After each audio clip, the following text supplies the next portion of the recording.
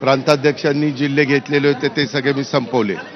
दुपारी तुम्ही मला काही प्रश्न विचारत होता.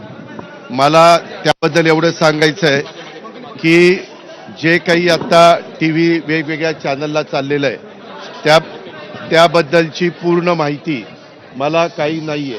माझा त्या गोष्टीशी डायरेक्ट अजित पवार म्हणून दुरान्वयी देखील संबंध नाही.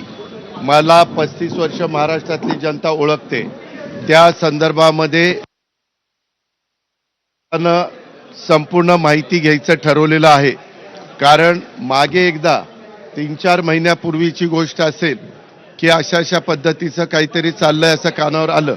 त्यावेळेस मी सांगितलं की असलं काही चुकीचं केलेलं मला चालणार नाही. असल्या कुठल्याही चुकीच्या गोष्टी कुणी पण करू नयेत अशा स्पष्ट सूचना मी दिलेल्या होत्या. परंतु त्याच्यानंतर परत काय झालं ते काही मला माहिती नाही. परंतु आता चॅनलमध्ये वेगवेगळ्या त्या जमिनीच्या बद्दल बरंच काही सांगितलं जातं. त्याची इत्थंभूत माहिती काय डॉक्युमेंट्स आहेत काय नाही, कुणी परवानगी दिली कुणी नाही, मी आपल्याला सांगतो. मी आजपर्यंत कुठल्याही माझ्या जवळच्या किंवा लांबच्या नातेवाईकांच्या संदर्भामध्ये कुठंतरी त्यांना फायदा होण्याच्या करता एकाही अधिकाऱ्याला कधी फोन केला नाही किंवा कधी सांगितलेलं नाही.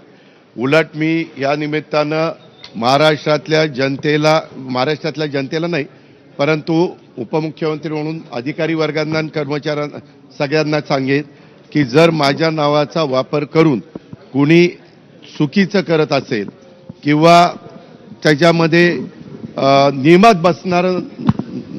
नियमात न बसणारं करत असेल तर त्याला कुठलाही माझा पाठिंबा नसेल. मी फार कायद्याच्या नियमाच्या चौकटीमध्ये राहून काम करणारा कार्यकर्ता आहे हे आपल्याला सगळ्यांना माहिती आहे. आणि त्याच्यामुळं मी आता मला आज कुणीतरी दुपारी मगाशी एक दाखवलं, मुख्यमंत्री म्हणाले की ह्याची चौकशी मी करतो. जरूर मुख्यमंत्र्यांनी चौकशी करावी, तो त्यांचा अधिकार आहे.